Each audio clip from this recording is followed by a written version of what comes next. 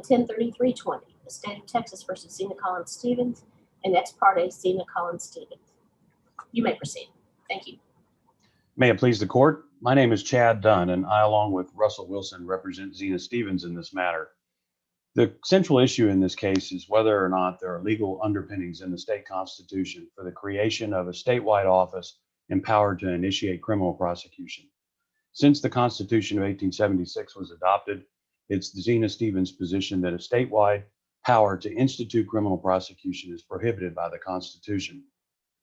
This case stems from an indictment returned by a grand jury in Chambers County, Texas. ZENA Stevens, after having been elected the sheriff of Jefferson County, Texas, was investigated by the Texas Rangers, among others, for campaign finance violations.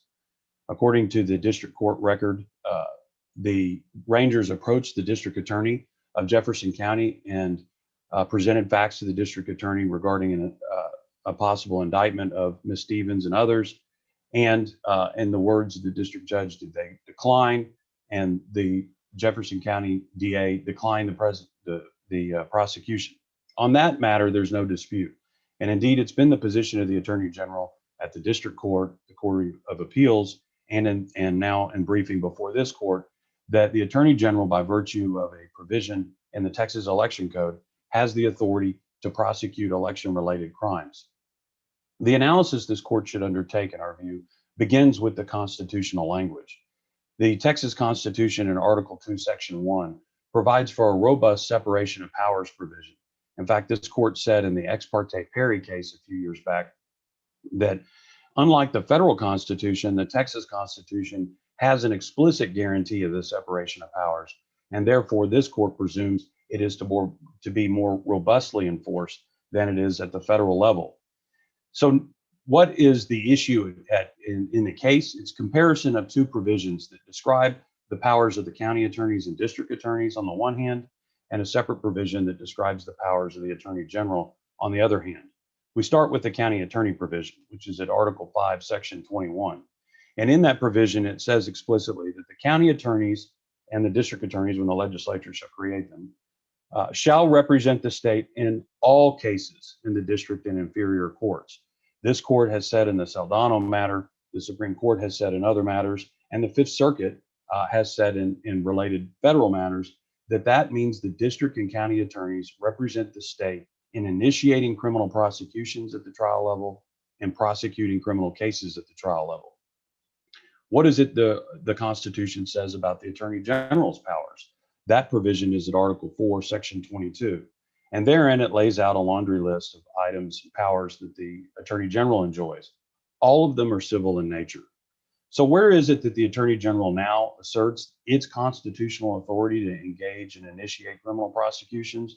In the last sentence of Article 4, Section 22, where it says that the legislature may ask the Attorney General to perform such other duties as may be required by law. The state's argument is, even though it's explicitly been assigned to the executive branch, that it's entitled to engage in the judicial function of initiating criminal prosecutions because of that broad language in Article 4, Section 22. There's several reasons this cannot be so. The first is this court and the Texas Supreme Court's consistent rulings that any power explicitly given in the Constitution to one officer must be expressly also given to a second officer. In fact, the Supreme Court said in State v. Moore in 1882, during the founding era, it must be presumed that the Constitution, in selecting the depositories of a given power, unless it is otherwise expressed, intended that the depository should exercise an exclusive powers with which the legislature could not interfere by appointing some other officer to the exercise of the power. And I can't stress enough Article 2, Section 1's clarity. The last sentence of Article 2, Section 1, this is the separation of powers provision, says that a power given to one officer cannot be given to another unless the Constitution, not the legislature, expressly provides for that power.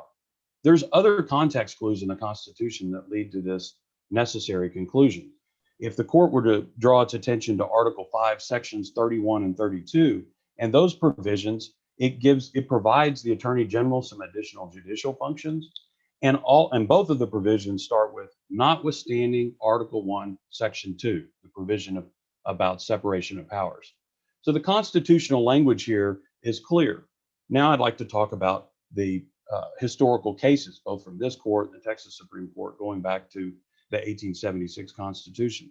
Mr. Dunn, I do have one question, and that is, did the local DA or county attorney object to the AG's office coming into this? Because I had the impression that they kind of turned it over to them, which is a common practice. And if that is, are you just saying that that practice that has existed as long as I've been practicing violates the Constitution in any cases? Well, the Court of Appeals dissent said that's a closer question. And there are a number of statutes that say that when there is consent by the local DA, then the Attorney General may proceed to prosecute. That we submit, and now to answer your factual question, is not the circumstances here. The trial court judge asked Ranger Weatherford in the trial court proceeding, this is in the reporter's record, I believe at page 134, when you talk to the Jefferson County DA, they declined. And the answer was yes. Now, it is also true in that testimony, Weatherford They declined to prosecute, or they declined to refer the matter to the AG? They declined to prosecute. Okay. The next part of that exchange, the trial court judge asked the Ranger, what did they ask you, or something to that effect? And the Ranger's response was the district attorney suggested that the Attorney General's office could go forward because it had concurrent jurisdiction. Now, that's the matter that's presented in this case. Whether or not it is in fact true that the Attorney General has concurrent jurisdiction is the central question. And for the reasons that we've submitted in our brief and I've stated thus far, that's not permitted under the Constitution, whatever it is the Attorney General asserts. The final thing I'll add in response to your Honor's question is the that DA had said unequivocally, I'm referring this to the AG. I want them to take over the case. Would that have made everything okay? Or are you still saying it violates the Constitution? I believe it's our position that the express provisions in the Constitution prohibit the Attorney General from exercising initiation of criminal prosecution. It's a closer question as to whether or not the local district attorney themselves agrees to initiate criminal prosecution and then asks for the assistance of the Attorney General. In that case, I think the arguments weigh in favor that would comply with the constitutional provision. But only one party can have the decision to indict and to proceed with the prosecution. That is the awesome power of the sovereign. That is the power of the sovereign to initiate a proceeding that can take away and destroy the liberty of a citizen of this state. And that can be held by one. And our position and argument is this: the Constitution could not be more clear. That power is held by the county and the district attorney. While the cases here, the outline of cases from 1876 until now are consistent on this question. The Texas Supreme Court, of course, has never had jurisdiction since 1876 to hear criminal matters, but it has passed upon the question, and it did so in a number of cases in the founding era, about when it is the Attorney General can exercise powers. One of the original conflicts that came up in this provision that was decided in State v. Moore, the Day Land and Cattle case, and then later Brady v. Brooks, was the extent to which the Attorney General could exercise civil functions, even though it was in the district and inferior courts. Because recall in Article 5, Section 21, it doesn't just speak of criminal matters there. It says the county attorneys and district attorneys shall appear in all cases in the district and inferior courts. So the question was, the Attorney General has been given these civil powers. Is he empowered to use those in the district and inferior courts? In that case, the Texas Supreme Court ultimately presumed that on civil matters, the legislature could direct the Attorney General to take certain actions. But it's never been the case at the Texas Supreme Court or here before this honorable court that the Attorney General's office could initiate criminal prosecutions. So I'd like to turn to the statute. Would you repeat the name of that case from the Texas Supreme Court? Yes, sir. Yes, Your Honor. It's State v. Moore and then Brady v. Brooks, I think have to be read together. Brady v. Brooks, a reverse State v. Moore in part. Both cases focused on the power of the Attorney General in civil cases. And I might, Your Honor, just draw your attention to a San Antonio Court of Appeals case in 1957 called Alaniz. I may not be pronouncing it right, almost certainly am not, but it's A-L-A-N-I-Z, where the court talks about State v. Moore and Brady versus Brooks in respect to the election code provisions at issue in this case, which is where I would turn to now. The election code provision that the Attorney General seeks its authority under for this case is 273.021. And that provision, as the Attorney General's brief notes, and as does Amicus, was adopted in 1951 in response to a request from then Governor Allen Shivers. In 1957, best we can tell, was the first time it was raised and challenged in court. That's in this Alani's case. And it involved a circumstance where the Attorney General's office initiated a proceeding in Travis County, while a district attorney and county attorney, working together apparently, initiated a criminal proceeding in Webb County. And it pertained to an election. And the court ultimately found that the effort by the legislature in 1951 to provide the authority of the Attorney General to engage in criminal prosecution at the exclusion of the Attorney General, at the exclusion of the district attorney and county attorney, violated the Constitution's separation of powers. That's where the statute set, and best we can tell from our research, that's where it remained until this century, at which point in time the Saldano case proceeds in North Texas, and now this case proceeds. In Saldano, a prosecution began in Rockwall County relating to events that had occurred in Dallas County. And in that case, the record was mixed as to whether or not there was consent from the Dallas or the Rockwall DA. It is clear the Rockwall district attorney participated in the prosecution. And if you, in reading the decision, the Dallas Court of Appeals does in fact ultimately determine that the Attorney General could have a prosecutorial authority. But it also seems to presume in the same opinion that they had authority from the district attorney to proceed. This is the first case of which I'm aware where it is clear from the record, and the Attorney General's position is consistent with this, that there was not consent from the local district attorney. The Attorney General is operating under authority it contends to have. Can I ask a question? I'm wondering about standing. I'm wondering if how would you say that the defendant in the case has standing to raise this complaint? For the same reasons that Governor Perry had standing to raise separation of powers complaints in Ex parte Perry, this court's decision from 2016. In fact, this court explicitly said in that opinion that a writ of habeas corpus by a defendant is the manner in which a defendant raises the constitutionality of their prosecution, whether or not the prosecutor has jurisdiction to proceed on it. So we'd stand on that case for the proposition that it's absolutely the defendant's right to raise it.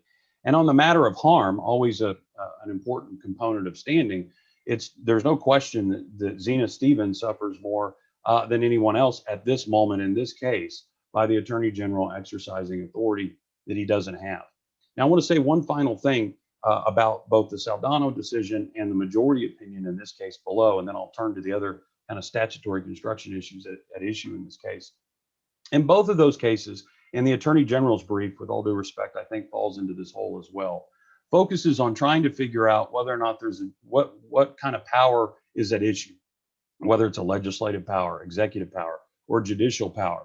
And there's no question that some of this hair splitting can get difficult, and then decides ultimately the Attorney General has been granted explicit judicial authority, and so it must be able to do some others. We think that begs the question, if the Constitution gave some judicial authority to the Attorney General, it knew how to give them this authority. But importantly here, we don't have to get into the hair splitting over the powers and what bucket they go into, because the Constitution tells us in Article 5, Section 21, it's the county attorney and district attorney with this power. When you have that express power, you read Article 2, Section 1, it tells you it can't be anyone else's unless we, the founders in this Constitution, tell you so. In the last minute or so I have remaining, I'd like to just briefly mention the other issues in the appeal. The count one of the indictment that the Attorney General obtained from the Chambers County grand jury is the felony of tampering with a government record, which is in the penal code, not the election code. And in fact, that very provision in the penal code says that the Attorney General shall have authority to prosecute crimes under this provision as it pertains to Medicaid billing fraud and the like. So the legislature, even on the offense, the felony offense for which it's pursuing ZENA Stevens, the legislature has limited the prosecutorial authority to Medicaid. But on top of that, the grant, if it's constitutional, of the right to initiate a criminal prosecution is in the election code and relates to election laws. If it is true that every code, or in this particular circumstance, 3710 of the penal code, can be an election law, it can also be a water law, it can also be an environmental defense law, it can be anywhere in the code. There's no limiting principle to the Attorney General's position in this case. So for the foregoing reason, the court should reverse the opinion of the Court of Appeals and send the case back to the district court with instructions to dismiss the indictment in toto. Thank you. Thank you, counsel.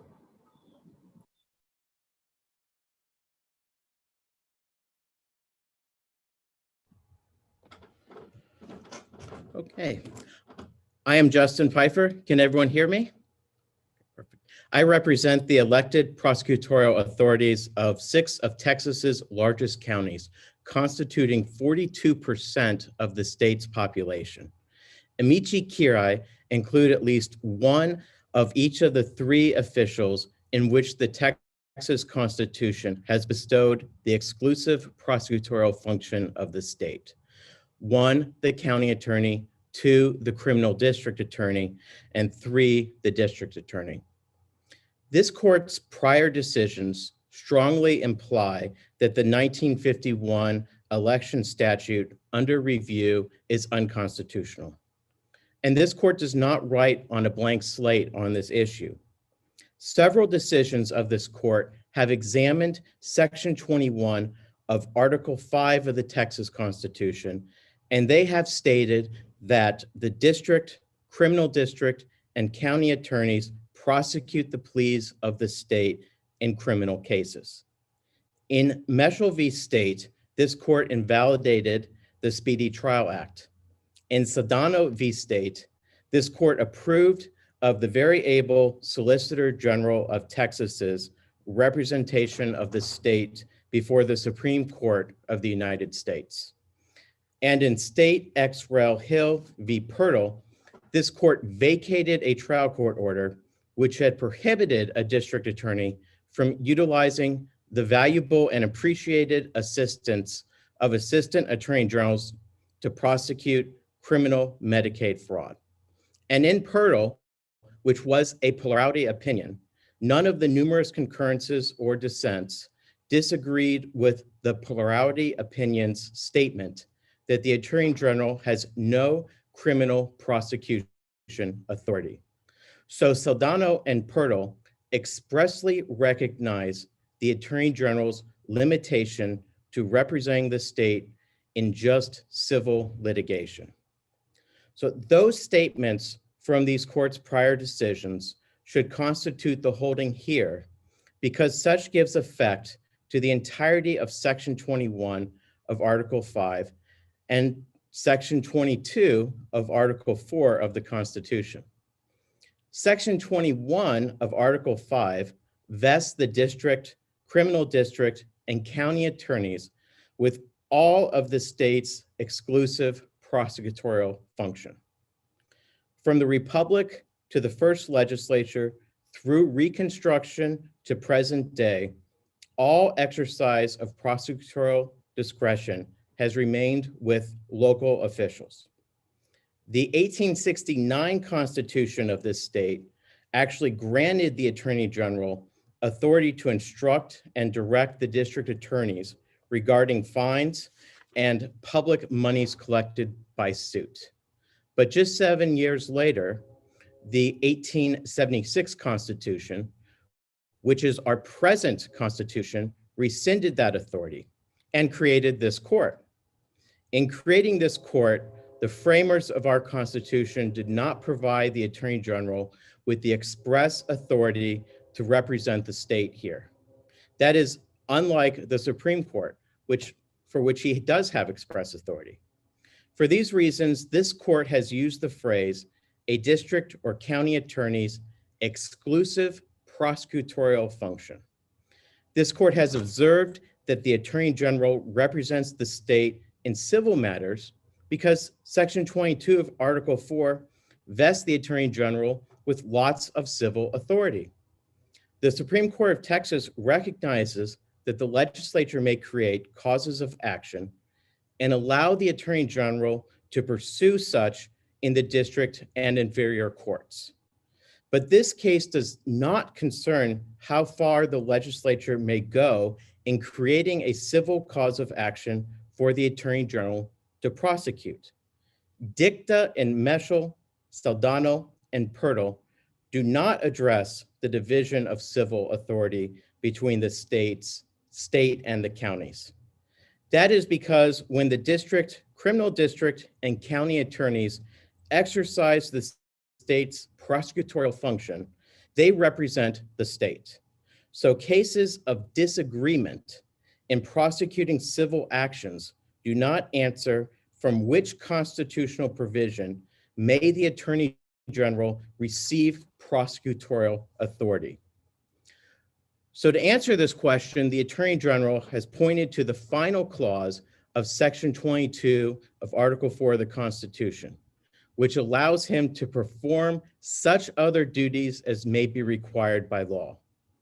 The parties and amici refer to this in briefing as the other duties clause. Now, the Attorney General equates other duties to independent criminal prosecutorial authority. But reading it this way renders Section 21 of Article 5 a nullity. But it also renders Section 22 of Article 4, the Attorney General's own source of authority, to be a nullity. Section 22, as we've discussed and as Mr. Dunn has discussed, grants the Attorney General defined but very broad authorities. For example, the Attorney General may restrain corporations and even revoke their charters. And the Attorney General may constitutionally exercise authority in the state's numerous executive agencies. These provisions, however, would lose their meaning if other duties clause could be interpreted to include criminal prosecution. If other duties includes criminal prosecution in the state, where the Constitution defines and separates civil and criminal so explicitly, then why did the framers include so many specific clauses in Section 22 of Article 4? So it is not surprising then that the Attorney General's construction of other duties finds scant support in the jurisprudence of other states. Looking to other states is certainly not an apple-to-apple comparison. Not all other states have Texas's deliberately fractured government.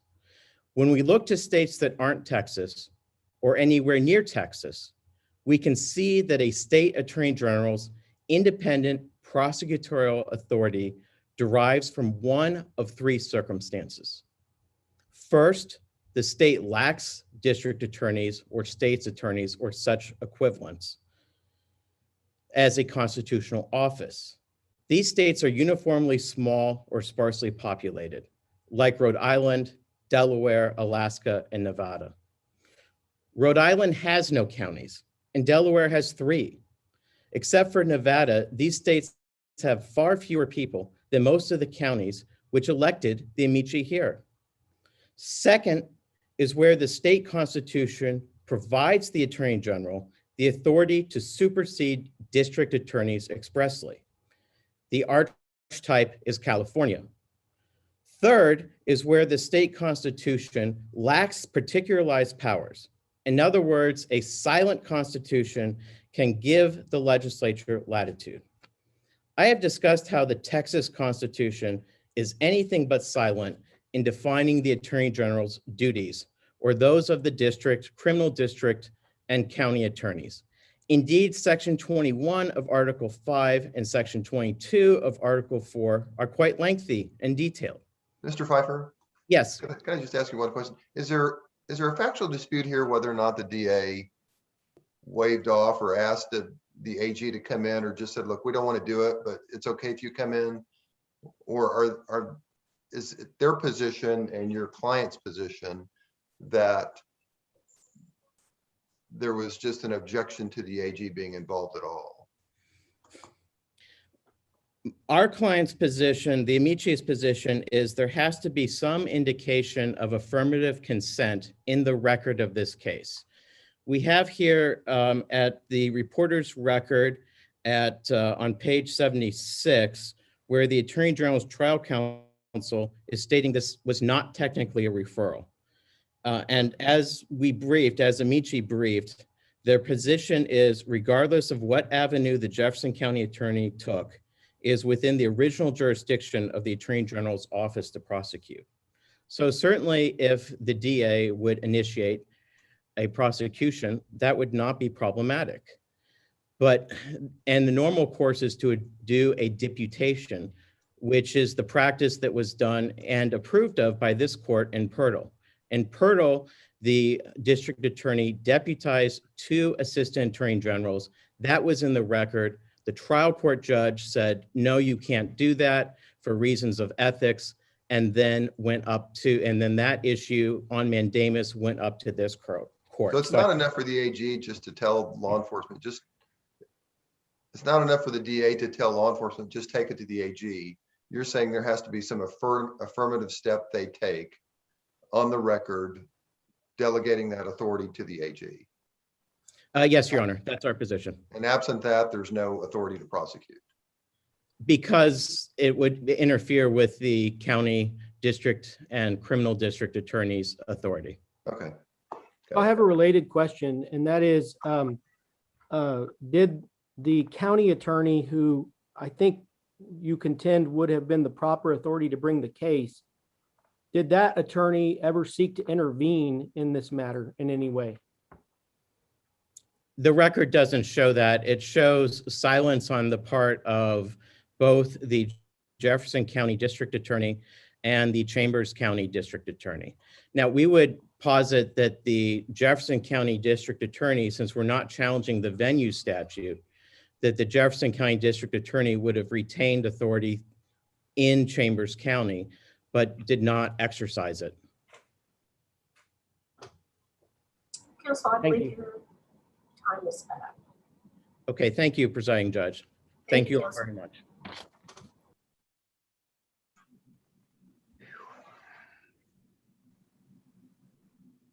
You may proceed. Good morning, Your Honors. My name is Judd Stone. I'm the Solicitor General of Texas. I represent the state. May it please the court. Stevens raises 2 constitutional arguments. First, that the legislature may not give the Attorney General the duty to represent the state in district courts. And second, that providing the Attorney General with concurrent prosecutorial authority unduly interferes with local attorneys. Both arguments are wrong. First, the Constitution already directs the Attorney General to represent the state in court in some circumstances, and it contemplates that the legislature will direct him to do so in others. Second, more than a century's worth of practice and precedent demonstrate that allowing the Attorney General to represent the state in criminal matters does not unduly interfere with local attorneys. Stevens' fallback statutory arguments all revolve around the mistaken notions that an individual does not violate an election law when she falsifies a campaign finance record, or that a campaign finance record is somehow not an election record. These arguments betray both ordinary principles of statutory interpretation and common sense. Because neither her constitutional nor statutory arguments have merit, this court should affirm the Court of Appeals. Now, I'd like first to turn back to a comment that my friend on the other side had made regarding that the Attorney General's position depends quite a bit on the nature of executive, judicial powers, etc. To that point, I can only say that Stevens relies on the separation of powers provision in Article 2, Section 1, which is expressly based on the separation of powers into those 3 particular departments. So to the extent that she's relying on some other potential distinction among the powers undergird her constitutional claims, I think they fail at the outset. But more importantly, as an initial matter, Stevens claims the power to represent the state in criminal actions properly attaches only to county and district attorneys, and she's mistaken. The Constitution splits the duty to represent the state in court between the executive and judicial branches, and indeed both this court and the Supreme Court have commented that both local attorneys and the Attorney General functionally exercise a mix of executive and judicial powers. Article 4, Section 22 directs the Attorney General to represent the state, quote, in all suits and pleas in the Supreme Court, to take action in the courts against corporations, to seek judicial forfeiture as appropriate of corporate charters, and to perform several other executive duties, such as providing opinions to the governor and to other and to other executive officers upon request. Article 5, Section 21 allows county attorneys to, quote, represent the state in all cases in the district and inferior courts. And the first thing we can note off the bat, of course, is that the all cases in the district and inferior courts language can't possibly encompass every possible district filing, because the Article 4, Section 22 power necessarily includes some judicial powers that must be exercised initially in district court. For example, the seeking of a judicial forfeiture of a corporate charter. Now, the question, as my friends on the other side concede, is to what extent the remaining other duties provision of Article 4, Section 22 empowers the legislature to be able to add additional judicial responsibilities to represent the state in court. And first, looking at the previous obligations that Article 4, Section 22 imposes, I'd first note that there are a number of district court obligations that attach to it, as mentioned before, relating to filing suits regarding corporate charters and regarding corporations. This strongly implies that the Article 4, Section 22 power in the beginning allows the legislature to assign other district court responsibilities, as has been the case for over 100 years now. Indeed, the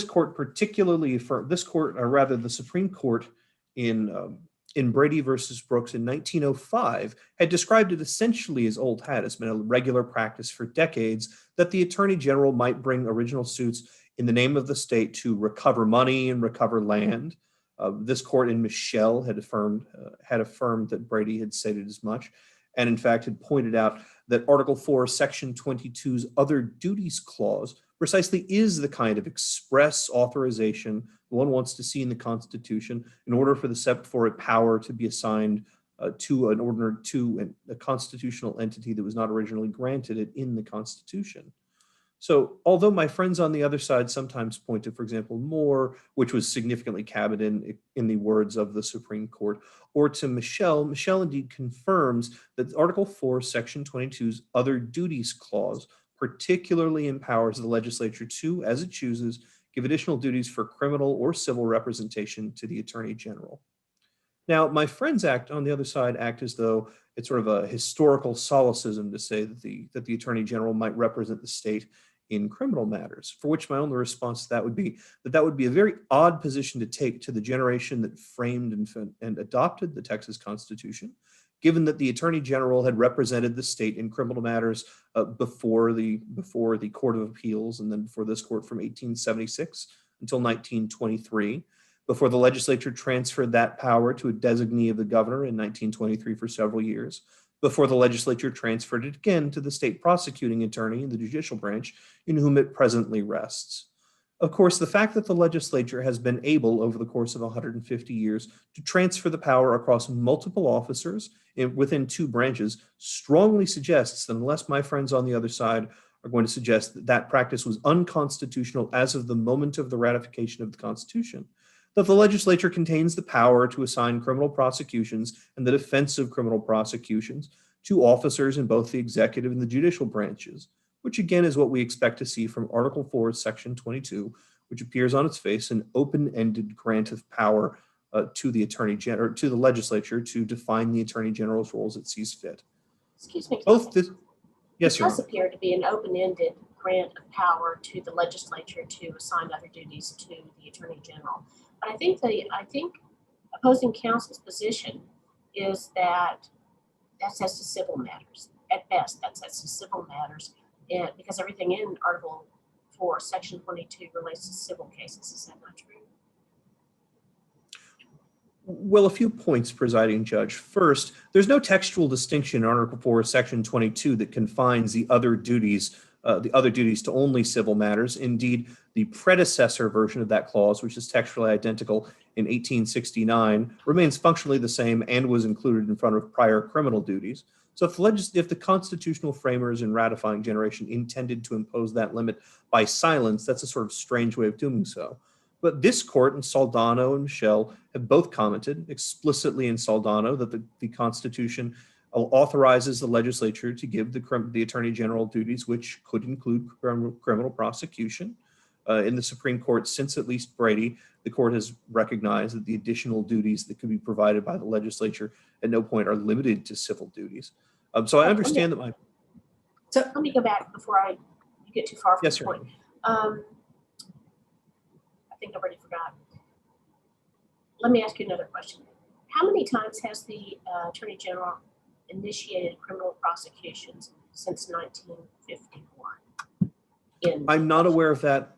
I'm not aware of that offhand, presiding judge, but to give you a sense of scale in terms of modern practice, there are approximately 40, I believe 43 is the exact number. This isn't in the record, so this is something I inquired about.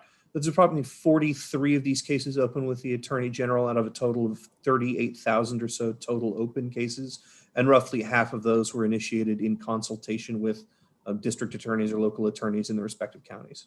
Thank you. Well, counsel, So, go ahead, Jennifer. counsel, you refer often to other duties. So the phrase is other duties as required by law.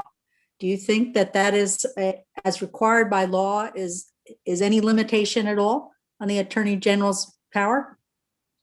Well, yes, Your Honor. As required by law, of course, by necessity requires the duties come from the ordinary bicameralism and presentment obligations of a law making it through the legislature and being enacted. The fact that there's a short duration in which the legislature may convene itself and pass laws, and then it's still required to receive a majority approval in both houses and on the governor is a substantial limitation on itself. But this court has also identified the undue interference test as a sort of second functionalist check on the overassignment of powers. And certainly there could be at some point an assignment that would be an assignment that would work an undue interference with another officer. For example, if my friends on the other side point out the possibility that what if the legislature had assigned the power to make laws simply to the Attorney General?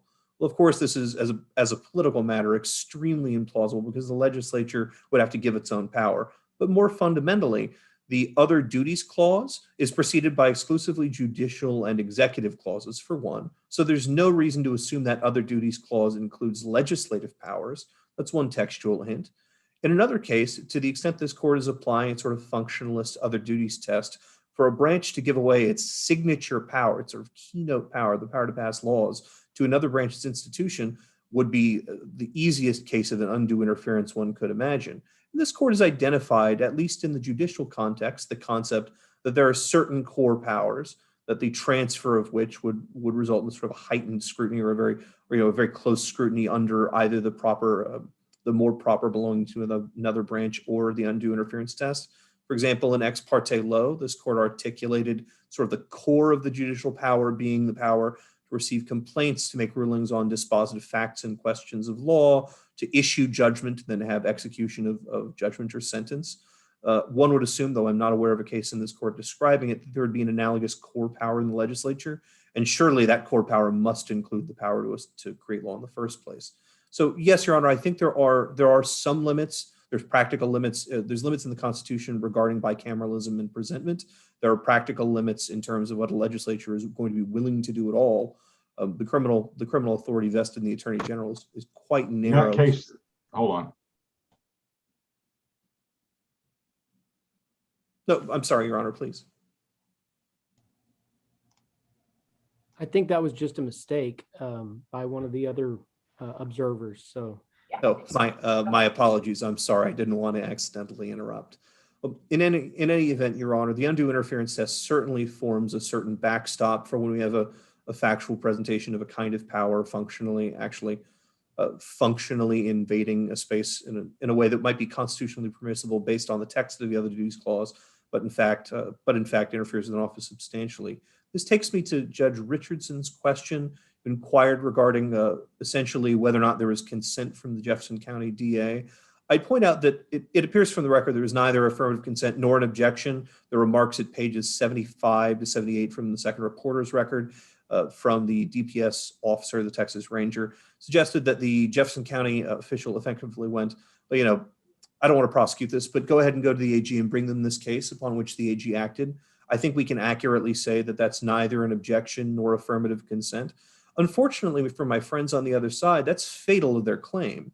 They're raising a facial undue interference challenge here under Article 2, Section 1 of the Constitution, which means they have to show every possible application of section 273.021A would unduly interfere with the power of local officials. In a case in which the local official didn't object at all, and indeed didn't seek to intervene, to answer another previous question, didn't in any way object whatsoever, an attempt to make a facial claim out of that necessarily fails, because there can't possibly be interference without at least the modicum of some sort of objection or the contemporaneous exercise of prosecutorial power. Is it your position if they had objected, you could have still gone forward, or do you have a position on that? The state's position is that there is a concurrent grant of authority in section 273.021A that would have authorized the Attorney General to go forward. And in an as-applied challenge, and Stevens raised that, the question of whether or not consent would be sufficient, so either necessary or sufficient to justify the Attorney General exercising his power, could well be dispositive. But again, she's explicitly framed her claims as a facial challenge. Let's And just so take any it- possible. Let's just Yes, take Your it to the next logical step. What if both agencies want to prosecute the defendant? Who gets to go first? I think the answer to that is the same as we'd occur in a civil context, Your Honor. There's numerous times where the legislature has assigned dual responsibility for enforcing laws. For example, civil rights laws can be enforced privately or by HHSC. The DTPA can be enforced by the Attorney General or by private actors. I think what you have is the archetypal and not particularly surprising race to the courthouse, where both attorneys may choose to work together or they may simply choose to proceed together. Now, given that both would be acting under the sovereign power of the state of Texas, of course, the completion of either case, either by some sort of immunity agreement or by an acquittal or a conviction, would act as an absolute bar to the prosecution of the second case, which could be raised then. So I think as a practical matter, my friends in their briefing had raised the possibility of having sort of interference of conflicting verdicts or something on that order. I think double jeopardy, practical prosecutorial concerns, and a variety of other reasons would mean that's simply impossible as a legal matter. Counsel, let me ask you this. So why can't it be the case that given section 22 of Article 4 says other duties that may be required by law, and then the specific code under which you're prosecuting says may prosecute a criminal case. So may prosecute implies that it's not required. So why can't this case just be resolved by, it doesn't matter who consents or who doesn't, if other duties must be required by law and section 273 under which this prosecution is being initiated is not mandatory. It's not mandatory that the Attorney General, why can't we just resolve this case by saying if it's not mandatory, it's not required by law, so the AG, regardless of who in Jefferson or Chambers County consents, it's not a legal prosecution. Why can't we just conclude that? 2 points, Your Honor. First of all, the previous powers enumerated in in Article 4, Section 22 include certain things that expressly contemplate the Attorney General using the exercise of his judgment. So when it says where appropriate or something along those lines, he may seek judicial forfeiture of a charter, the constitutional text specifically contemplates that the Attorney General is going to use some measure of judgment in exercising that authority. Likewise, there's of course a great deal of discretion when it comes to representing the state in all suits and pleas in the Supreme Court. To get more to the point regarding criminal prosecutions, Your Honor, the obligation to act as a prosecutor, the obligation to enforce criminal law necessarily involves some amount of discretion in terms of receiving facts, criminal complaints. The Attorney General is obligated by being given this power to perform, to essentially make investigations, receive criminal complaints, and exercise the authority the legislature has given him, to the best of his ability in the interests of the state to vindicate the things that have been provided by the legislature. Naturally, the legislature imposing a duty on the Attorney General must also give it the power to exercise that duty with at least some discretion.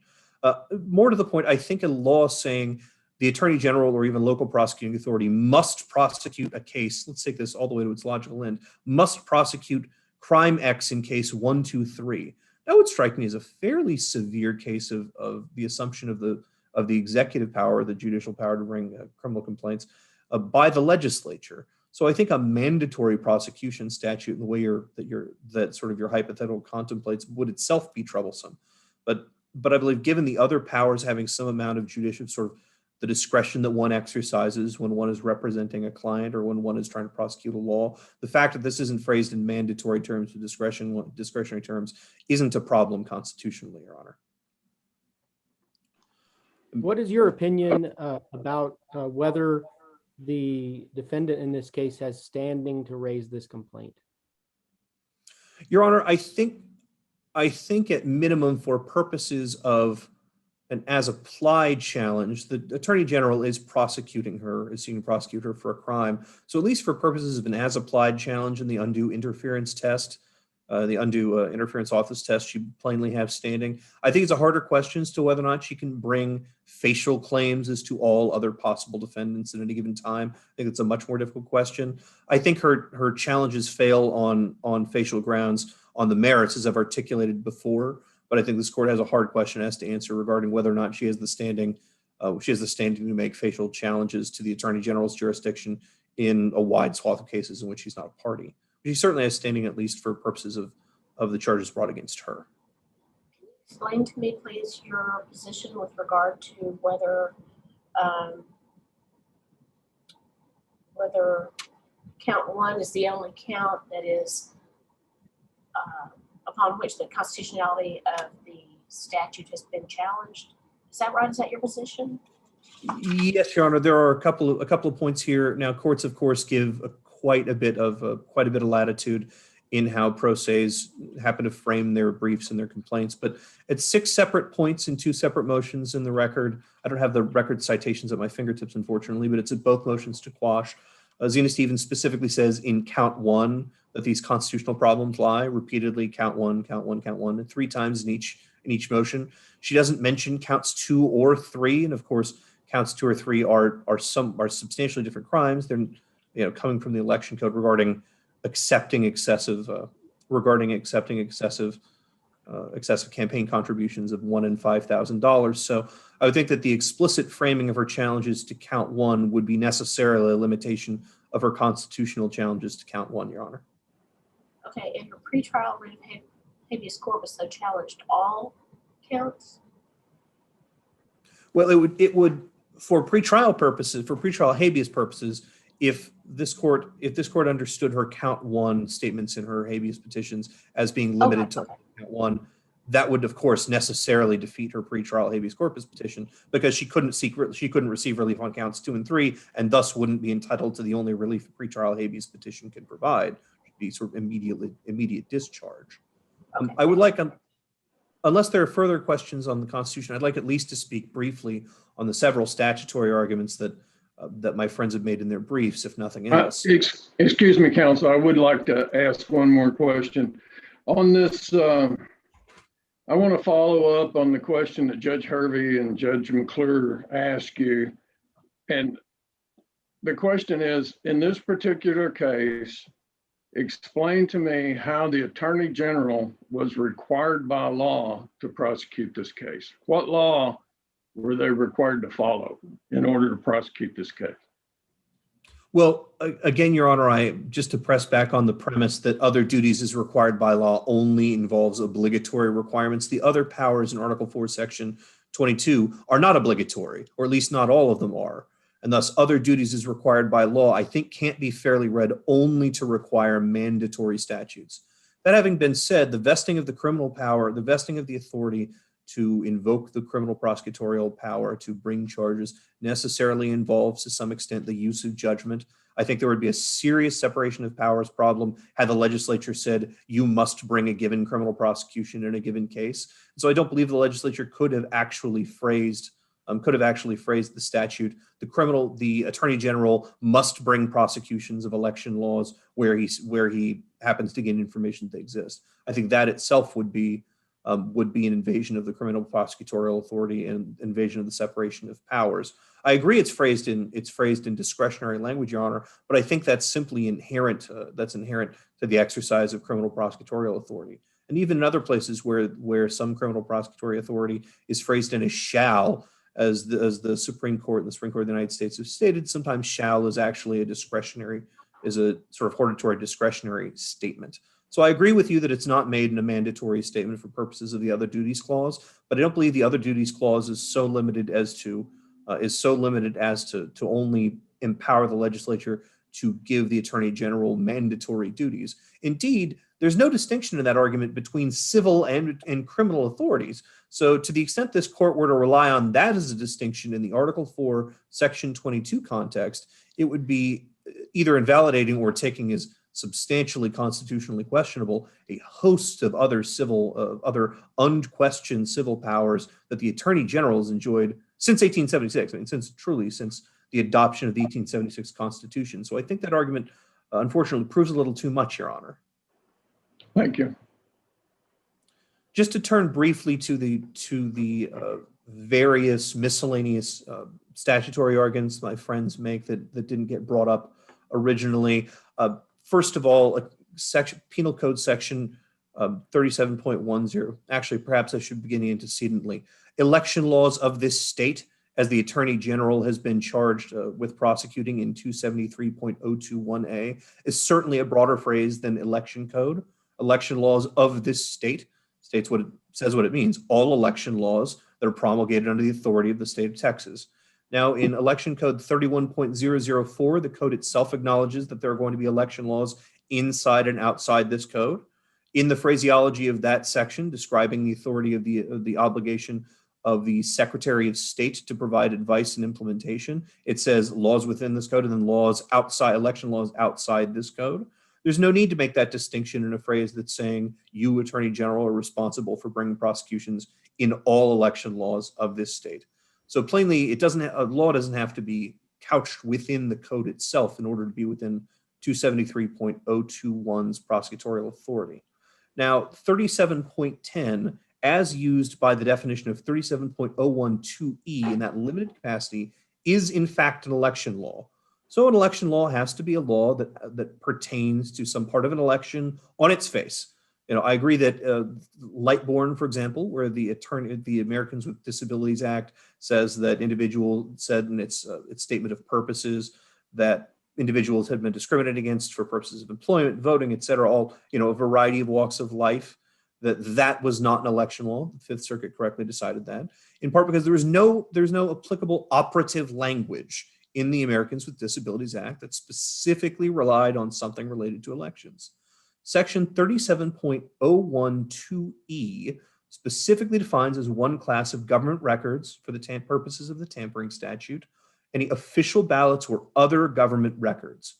Now, taken on its face, subsections A and B would seem to encompass all of those, right? A and B are very totalizing definitions. So the only way to give effect to subsection 2E is that it makes a prosecution under section 37.10 when the prosecutor relies on a document that would be covered in 37.012E or expressly invokes 37.012E in the charging document, that count is an election law violation specifically. No others for purposes of 37.10. So when my friend on the other side says that there's an absence of a limiting principle, it's easy to come up with a limiting principle that ties directly to the phrase election law, specifically only that subsection definition. And finally, a campaign finance report is plainly an election record in the ordinary sense of the term. Campaign finance reports are required to be put together by candidates in order to run. They are used in order to give the government information regarding an individual's campaign donations to ensure compliance with campaign finance laws, including campaign donation ceilings. These are obviously election-related documents. The only possible limitation. Go ahead. Yes, Your The Honor. only possible limitation. My friend on the other side tries to synthesize as from the previous statement, official ballot or election record, trying to make Isutum Generis do some work. Unfortunately, as the US Supreme Court has stated in Ali versus Bureau of Prisons, that canon basically has nothing to do in terms of garnering the ordinary linguistic meaning of the phrase when there's only a single thing preceding it. Official ballot or other election record, it leaves other election record as sort of just a capacious record, writings related to elections. And of course, a campaign finance report. Campaign finance reports have to be filed even if you're not running for office. If you have run for office, have been elected, you have to file them even if you're never going to run again. So how does that make an election record? Well, at minimum, you'd have to be receiving donations prospectively with potential of running for office. There has to be some factual. You have to file it whether you receive donations or not. But still, Your Honor, if I understand correctly, and I'm ready to be corrected by your experience if this is incorrect, there's still some factual nexus between an individual exploring a run for office, and in fact filing such a record. And at a very minimum, Your Honor, the point that you're making that there might be some marginal case in which an individual does not have to so file. I think an ordinary person using the language in an ordinary way would think of campaign finance reports at minimum predominantly used by candidates recording for financial donations is required by law. Then the ordinary course, that would be an election record. Of course, there might be some marginal cases where it's not, but the question is what an ordinary reader using the term other election record would take it to mean. And I think the ordinary meaning is any writing or document, et cetera, that was produced in contemplation of, for the potentiality of, or in compliance of laws related to an election. And so, I'm not sure I agree with your idea about it being marginal cases. Everybody that's elected has to file campaign finance reports, whether they receive any contributions or not, as long as they're in office. But we can let that go. It's not part of the record, and thank you for your answer. Fair enough, Your Honor. If there are no further questions, I'm happy to cede the balance of my time. Thank you, counsel. Thank you.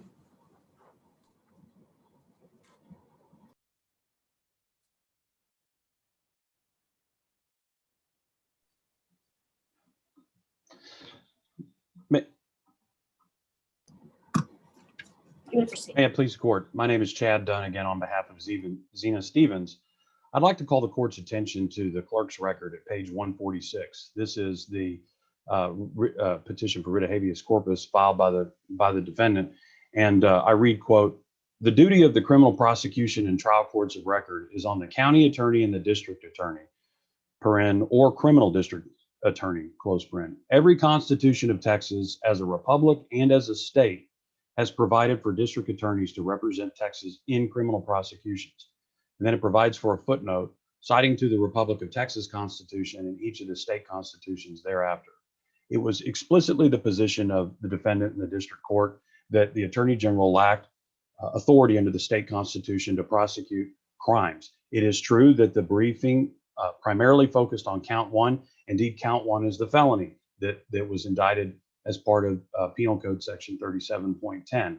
But it has been the position of the defendant consistent throughout this case that the Attorney General lacks the authority to prosecute. On the matter, though, of waiver, this sort of new argument that just showed up in the state's brief about the facial versus as applied challenge has never before been presented until it came up before this court. It was not raised in the Court of Appeals briefing.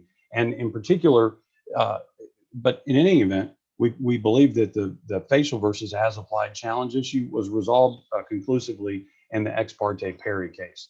It is true, and the state relies on those cases that say unless you are would be completely relieved of your liberty, then you cannot otherwise pursue a constitutional matter in a petition for writ of habeas corpus. But in Ex parte Perry, this court pointed out that there's also another basis on which you can engage in a pretrial writ, even if it wouldn't result in a complete release. And that's when raising a separation of powers issue. And when a constitutional right will be effectively undermined by not raising it, by suffering through the prosecution, through trial, and then up on a merits appeal, then that is exactly the kind of matter that the pretrial writ is designed. This court collected cases from circuits around the country and the U.S. Supreme Court, finding in matters pertaining to federal prosecutions that when there's an issue of separation of powers at issue, that's precisely the issue that comes up in a pretrial writ. Now, I'd like to take this last 2.5 minutes and transition and talk about the heart and the meat of this matter, which is the constitutional provision. The Attorney General's position, as we've heard it today, is that the other duties as may be required by law provision in Article 4, Section 22 permits the legislature to give them this authority. But would it be the Texas Attorney General's permission that it was acceptable for the legislature to provide for the Texas Secretary of State to appear before this court on civil matters? Because the provision providing for the Texas Secretary of State, an unelected office in Texas, also has this other duties may perform as the legislature may direct. Would it be acceptable for the Secretary of State to exercise the civil judicial powers expressly granted in the Constitution to the Attorney General? And the answer is no. And the reason the answer is an emphatic no is because the state constitution talks about this power. If we were addressing another power that's not expressly provided in the Constitution, we would need to get into this hair splitting about whether it's an executive, a judicial, or executive function to figure out where the power goes among officers. But in this circumstance, we've been told where it goes. The district attorneys and county attorneys have this authority. And what it is that the Attorney General is attempting to assert is that that some statute that may allow the Attorney General to prosecute somehow gives it concurrent authority over something the Constitution has already defined. Article 2, Section 1, the last sentence says that's not allowed. The Constitution has to expressly provide this. And this is the final thing I'd like to leave you with. For those of us who are familiar with the history of the state and the history of its constitutions, it was absolutely the intent of the founders of the 1876 Constitution to not create a statewide office of criminal prosecutorial authority. After the Civil War, the Reconstruction governors assigned to Texas engaged in statewide criminal prosecutions on a variety of matters. This court recognized in Saldano that the 1876 founders thought that that the actions of the Reconstruction governor were despotic in nature. And that is precisely why the county attorneys and the district attorneys were given this power, so that it's divided up among 254 people that are the closest to their voters and the citizens with whose liberty they might place into jeopardy. This court should overrule the lower court of appeals decision and issue instructions to the district court to dismiss this indictment. Thank you, counsel. The case is submitted and the court stands in recess until 11:15.